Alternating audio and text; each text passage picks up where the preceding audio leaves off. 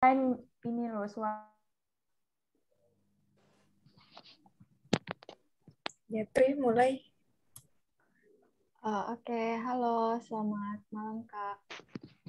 Halo, selamat malam.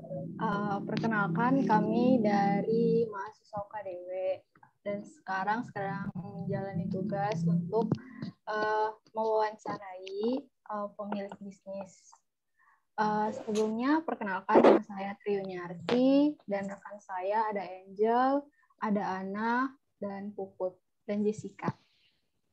Jadi langsung saja ke pertanyaan buat kakak. Mungkin kakak sebelum itu bisa perkenalan dulu nama kakak, terus perusahaannya tuh bergerak di bidang apa, sama jabatan yang diemban kakak sekarang.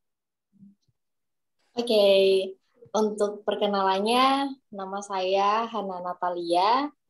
Kalau umur baru 20 tahun, untuk saat ini usaha bergerak di bidang bisnis untuk elektronik, furniture, dan alat listrik. Dan jabatannya sebagai owner dari usaha tersebut. Oke, baik. Mungkin pertanyaan pertama akan dilontarkan oleh teman saya, Puput. Oh iya Kak, terima kasih ya atas kesempatannya. Di sini saya ingin bertanya, apa yang membuat kakak tertarik untuk membuka toko elektronik, Kak? Jadi untuk singkatnya, kenapa saya tertarik untuk membuat toko elektronik? Karena setiap orang, setiap keluarga pasti membutuhkan yang namanya elektronik. Di zaman yang secanggih ini, nggak mungkin orang di rumahnya nggak punya TV kan. Dan secanggih ini juga sampai saat ini, setiap keluarga pasti ingin mempunyai fasilitas rumah tangga yang lengkap. Dan banyak toko-toko di daerah saya khususnya yang menjual alat elektronik yang kurang lengkap dan kurang dalam bidang dalam cara gimana ya ngomongnya ya, promosi atau bidang penjualannya mereka hanya stuck di satu produk saja, sehingga untuk masyarakat tidak bisa memilih banyak produk. Sedangkan yang disediakan di Indonesia untuk produk-produk elektronik itu sangat banyak. Oh iya Kak, selanjutnya pertanyaan yang kedua ya Kak. Kapan dan di mana toko elektronik pertama kakak dirikan? Gitu. Kapan dan di mana? Pertama ya, kapan? Kak. Saya mulai toko elektronik itu di tahun 2020 bulan Mei. Dan awalnya saya hanya nitip barang dagangan saya di toko orang tua karena orang tua saya sudah ada toko kecil yang diisi dengan alat listrik, sehingga saya hanya menumpang beberapa furniture dan alat elektronik di situ seadanya. Kan Kak, kebetulan tadi yang kakak bilang nitip kan di keluarga. Terus yang ini, toko elektronik ini didirikan kakak sendiri atau dari bisnis keluarga juga Kak? Kalau untuk elektroniknya sendiri, semua dari ide sampai dari pembelian unit, reseller unit, itu saya yang awalnya lakukan. Tapi karena semakin hari usaha semakin maju, dan untuk saat ini juga saya sudah memiliki toko sendiri, bangunan toko sendiri, tentunya saya tidak bisa berdiri sendiri dan harus dibantu oleh orang tua. Dan saat ini kedua orang tua saya membantu dalam bisnis ini. Oh ya, makasih ya Kak. Selanjutnya ada pertanyaan Kak dari teman saya. Ya. Terima kasih. Selanjutnya saya akan menanyakan apakah toko kakak itu sudah memiliki karyawan atau dikelola sendiri saat ini? Untuk karyawan, saat ini saya belum memiliki karyawan karena ruang lingkup penjualan saya masih di dalam bukan di pasar, dan tempatnya juga di perkampungan. Jadi saya tidak membutuhkan bukan tidak membutuhkan sih, belum memerlukan bantuan dari karyawan. Selain itu juga penjualannya juga kan mungkin sehari 1 atau 2 unit, tidak yang seperti penjualan di toko besar yang memerlukan karyawan untuk delivery, untuk packing barang, karena kami masih bisa memanage semuanya sendiri. Selanjutnya,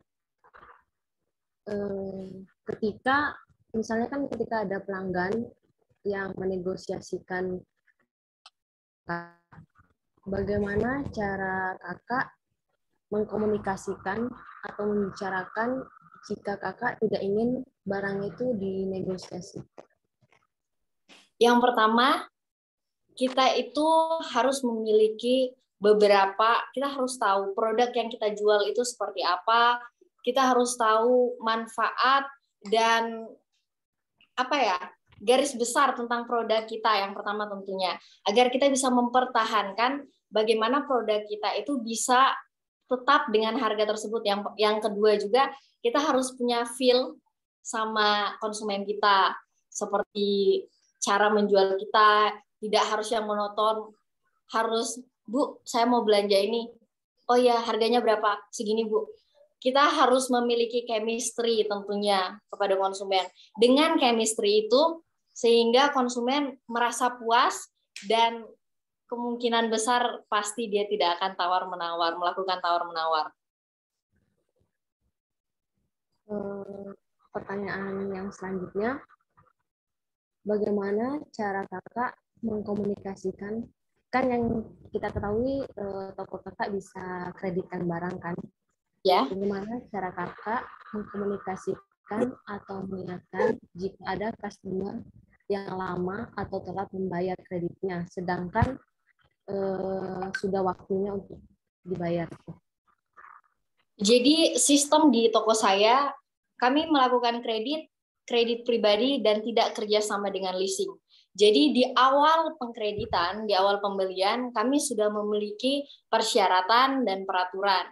Yang pertama, peraturan yang pertama, untuk angsurannya kami jemput langsung di rumah konsumen.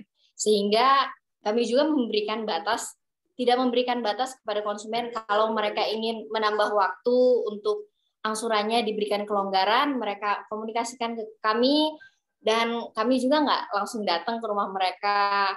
Kami bisa memberikan jenjang waktu, space waktu untuk mereka untuk bisa melunasi. Karena kan kami tidak bekerja sama dengan leasing, dan kami mempercayai konsumen kami karena kami sudah membangun chemistry yang baik. Sehingga mereka juga pasti mengerti dengan keadaan kami. Dengan cara bagaimana kakak membangun chemistry itu? Dengan cara gimana ya? Karena usaha kita kan di kampung, kami usahanya di kampung. Jadi orang kampung, pola pikir orang kampung itu mereka masih sangat menjaga tata krama yang pertama, attitude-nya sangat baik. Sehingga kami membangun chemistry-nya itu hanya dengan bercanda gurau, atau menanyakan tentang usaha pekerjaan mereka. Kami membuat nyaman mereka sehingga mereka juga merasa nyaman untuk berbelanja di toko kami dan bisa menghargai kami. Mungkin untuk pertanyaan dari saya. Selanjutnya akan ditanyakan.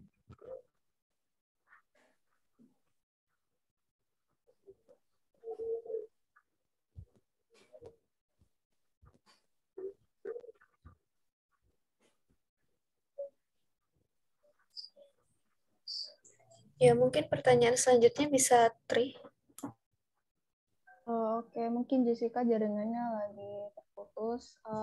Saya akan melanjutkan pertanyaan saya. Jadi yang saya dengar itu kakak sedang menjalani kuliah ya.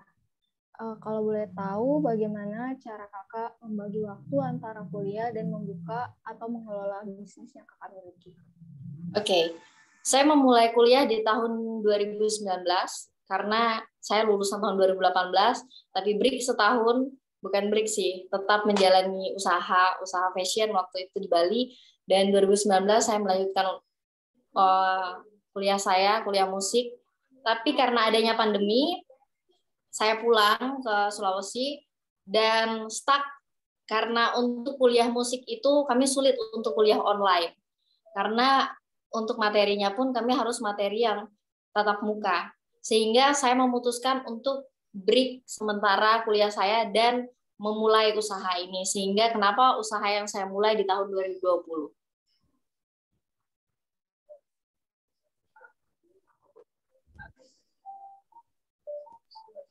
Selanjutnya, hal apa yang kakak lakukan untuk membuat toko kakak itu sampai di titik sekarang? Meskipun yang saya ya, lanjut. Oke. Yang saya lakukan dalam mengembangkan usaha saya, yang pertama adalah penjualan dengan cara media online. Itu yang sangat pesat perkembangannya. Karena dalam penjualan online dalam seminggu saya bisa menjual sampai beberapa unit barang besar seperti spring bed, mesin cuci, kulkas, namanya perabotan rumah tangga yang lainnya. Karena saya jauh dari pasar, tempat saya juga banyak orang yang belum mengenal toko saya, sehingga orang banyak mengenal toko saya itu dari media sosial. Kenapa toko saya bisa berdiri sampai sejauh ini? Karena bantuan dari orang tua saya juga, karena orang tua saya pekerjaannya dalam bermasyarakat, jadinya dia bisa mempromosikan secara langsung, saya mempromosikan secara media sosial, dan saya awal-awal memulai usaha membuat beberapa brosur untuk saya bagi-bagikan ke beberapa kampung. Oke, baik. Jadi pengaruh dari media sosial ini sangat bermanfaat bagi perkembangan bisnis kakak ya. Selanjutnya, mungkin ada masalah atau kendala yang dihadapi terlebih lagi di situasi COVID saat ini. Dan bagi kakak sendiri, cara untuk mengatasinya tuh bagaimana? Kalau masalah dalam situasi yang seperti ini, kita semua pasti dalam masalah ya. Setiap bisnis apapun, dalam bidang apapun, semuanya lagi berdampak dari COVID ini.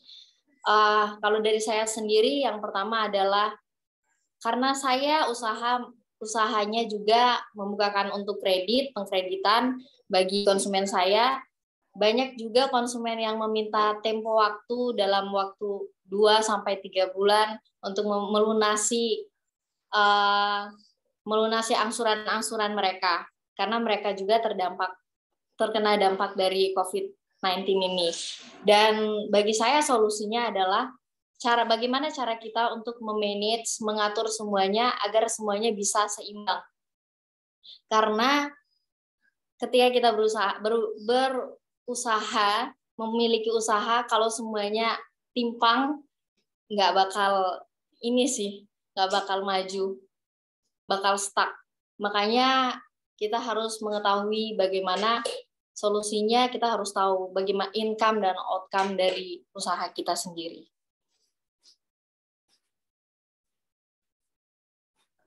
Oke, baik. Mungkin pertanyaan selanjutnya akan dijelaskan oleh teman saya. Baik Kak, selanjutnya saya akan melanjutkan pertanyaannya Kak. Yang pertama itu bagaimana cara kakak menawarkan produk yang dijual? Terus apakah toko kakak itu mengajukan atau memberikan garansi kepada konsumen atau tidak Kak? Oke, yang pertama tadi bagaimana? Maaf. Bagaimana caranya saya menjual produk ya? Yang pertama itu cara kakak menawarkan produk yang dijual.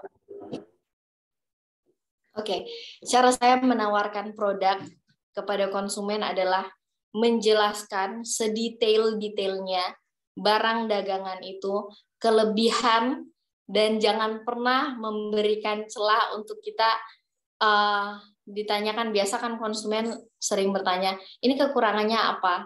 Kita berusaha untuk memastikan, memberikan pengertian kepada konsumen kita tentang kelebihan-kelebihan dari barang yang kita jual, sehingga mereka mempercayai produk kita. Dan juga saya selalu menekankan tentang asuransi dari produk saya, seperti misalnya kulkas atau apa ya, elektronik lah, barang-barang elektronik lainnya yang memiliki garansi.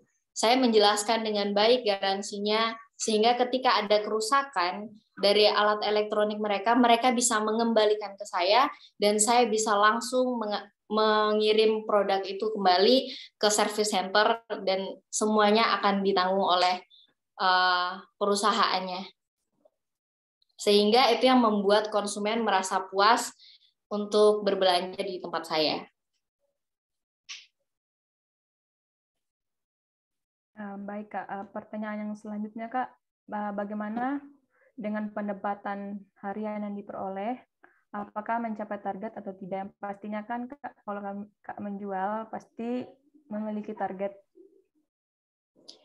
Kalau untuk kami khususnya ya, karena kami tidak memiliki karyawan dan semuanya modal usaha yang pure dari dalam sendiri, jadi kami tidak pernah memiliki target sehari kami harus menjual berapa. Tapi kalau untuk sejauh ini dalam usaha saya ya, sejauh ini sangat pesat sekali sih perkembangannya untuk pendapatannya.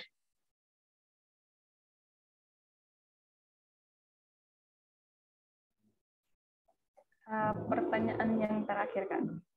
Iya. Bagaimana strategi Kakak untuk membuat tokonya lebih maju dan berkembang? Apa yang harus Kakak lakukan untuk membuat toko itu menjadi lebih maju dan lebih dikenal oleh banyak orang? Strategi marketingnya yang paling pertama adalah, saya sudah katakan tadi, media sosial sangat berperan penting di era yang seperti ini. Karena kita lihat sekarang dengan adanya pandemi, orang lebih banyak di rumah saja, untuk tinggal di rumah saja. Jadi mereka, kebanyakan dari konsumen saya, karena saya selalu aktif di media sosial, di Instagram, di Facebook, di WhatsApp, saya selalu memberikan informasi-informasi tentang toko saya. Sehingga dari situ mereka juga yang sudah berbelanja di toko saya, yang sudah merasa puas, mereka men-sharing ke sahabat-sahabat mereka juga untuk berbelanja di toko saya. Dan juga saya selalu mengirimkan beberapa bentuk seperti brosur yang saya buat, yang saya bagi-bagikan kepada masyarakat, agar mereka bisa melihat produk apa saja yang saya jual, dan produk apa saja yang mereka bisa cari di toko saya, yang mereka bisa pesan. Dan dengan adanya sistem kredit di toko saya, itu juga bisa memberikan dampak yang besar untuk penjualan di toko saya untuk sejauh ini dan ke depannya.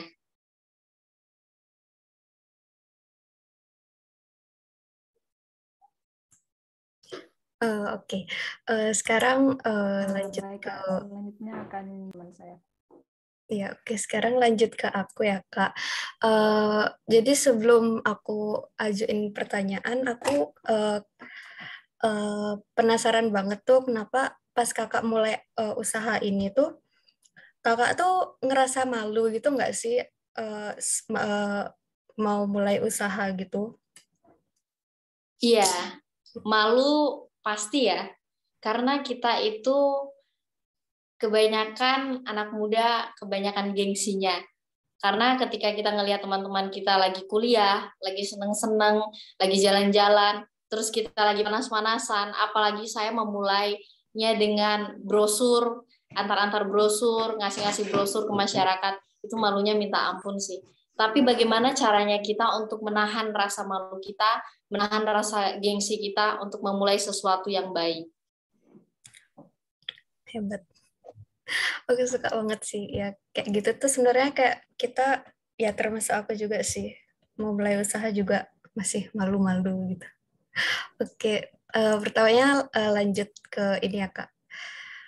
Pertanyaan aku mau kasih kakak pertanyaan. Mungkin pas pertama kali kakak jualan itu kan cara penjelasan barang-barang yang kakak jual itu mungkin masih minim kayak gitu-gitu kan kak. Cara penyampaian, cara penjelasan produk ke pelanggan itu gimana kak? Mungkin pelatihannya kakak ngelatihnya gimana gitu? Saat sebelum kakak jelasin ke pelanggan gitu.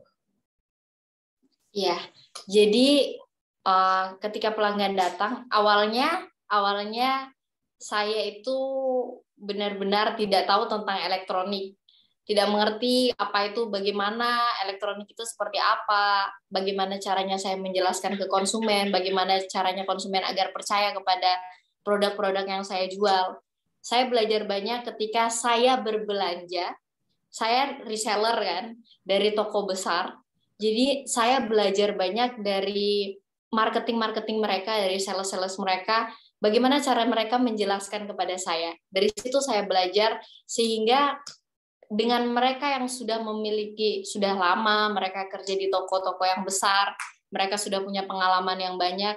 Dari situ saya belajar sedikit demi sedikit bagaimana cara mendekati konsumen, bagaimana cara menjelaskan produk kepada konsumen, bagaimana cara untuk memberikan rasa kepercayaan diri kepada konsumen. Karena ketika kita tidak percaya diri dengan produk kita sendiri, maka konsumen itu pasti tidak akan mau membeli produk dari kita.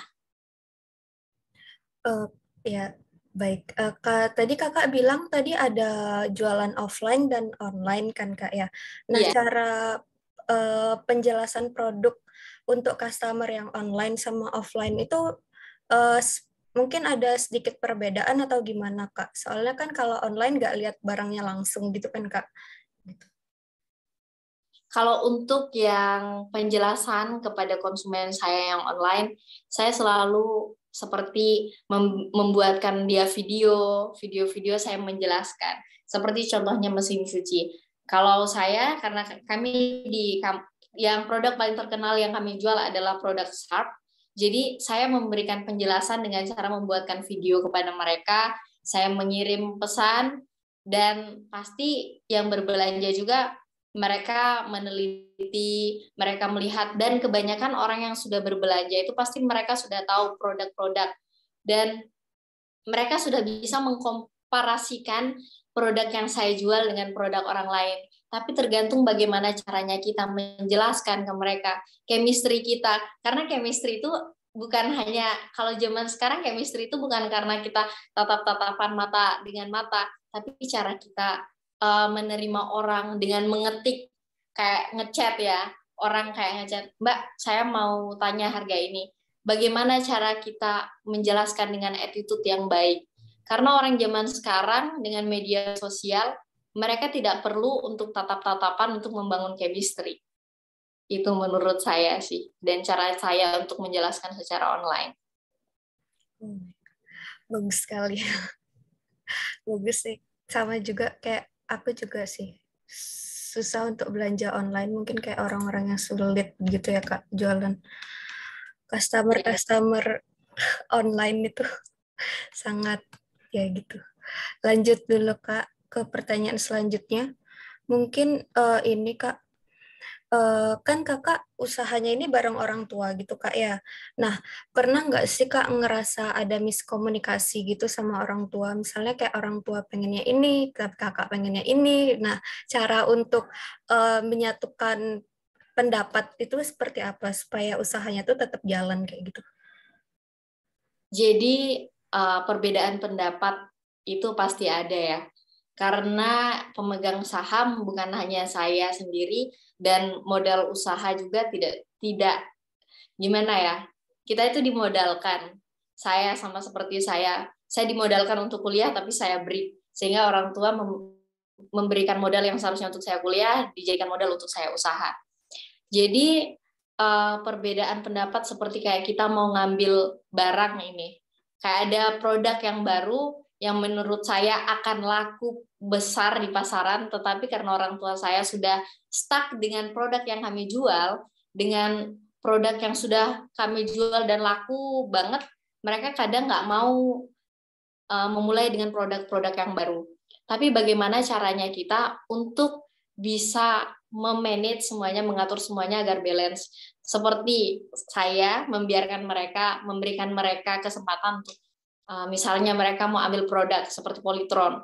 Ya udah, ambil produk Polytron 5 unit. Ya udah, kalau gitu aku ambil 2 unit ya. Nanti aku yang mempertanggungjawabkan. Jadi kita memiliki rasa tanggung jawab bagaimana cara untuk bekerja sama untuk menjual produk itu, sehingga ketidaksamaan pendapat itu bisa kami satukan dengan cara saling percaya.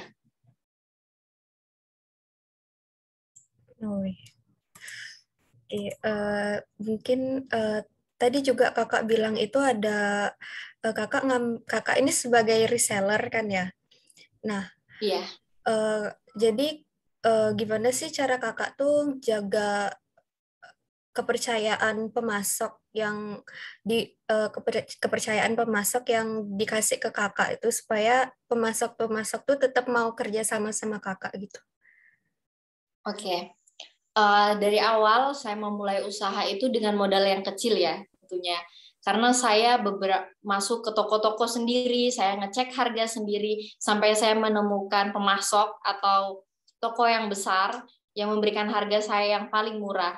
Jadi saya bekerja sama dengan dia yang awalnya saya hanya mengambil 3 unit spring bed atau 2 unit mesin cuci. Jadi saya bisa mengambil, untuk saat ini bisa lebih dari itu karena kami selalu menjaga kepercayaan dengan kami tidak pernah ketika mengambil produk di tempat yang satu itu, kami tidak pernah langsung memutuskan hubungan kerja. Jadi ketika kalau ada perubahan harga atau apa, kami mengkomplain dengan baik, membicarakan semuanya dengan baik, mengkomunikasikan semuanya dengan baik, sehingga pemasok itu merasa mereka juga dihargai. Dan untuk saat ini, karena pemasok sudah memberikan kepercayaan besar dengan penjualan saya selalu baik, karena kita selalu mengambil barang kan ke dia, jadi mereka memberikan kepercayaan ke kami, mereka memasok barang mereka ke kami, dan mereka memberikan jangka waktu untuk pembayaran. Jadi istilahnya mereka sudah memberikan modal barang ke kita, seperti kayak hari ini mereka ngirim barang nih, 10 unit spring bed, tapi saya nggak bayar dulu, entah nanti 1 bulan kemudian atau 2 bulan kemudian, karena mereka sudah memberikan kepercayaan yang besar kepada kami.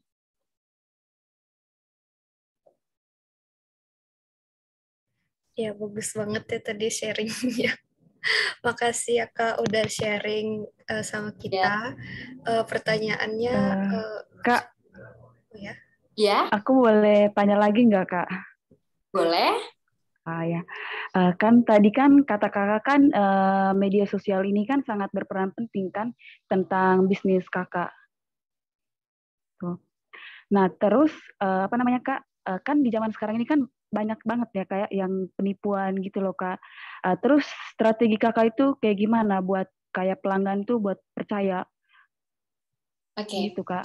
Jadi benar ya, zaman sekarang, zaman media sosial banyak penipuan online. Seperti kayak orang udah transfer ke kita padahal barangnya, kita udah transfer ke orang padahal barangnya nggak di kita.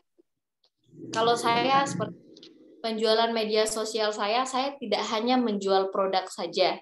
Saya tidak hanya menyuguhkan produk-produk yang saya jual, tetapi ketika produk itu terjual, semua delivery yang saya lakukan ke konsumen-konsumen, semua saya dokumentasikan dan saya mempostingnya juga di media sosial. Jadi kayak semisal sehari saya bisa posting 4 media yang saya posting dengan produk yang berbeda-beda yang saya delivery ke orang yang berbeda-beda. Orang itu merasa, oh ini tokonya benar-benar nih, berarti toko ini memang murah, banyak orang belanja di situ. Ini buktinya sehari aja bisa 4 kali sampai 5 kali delivery.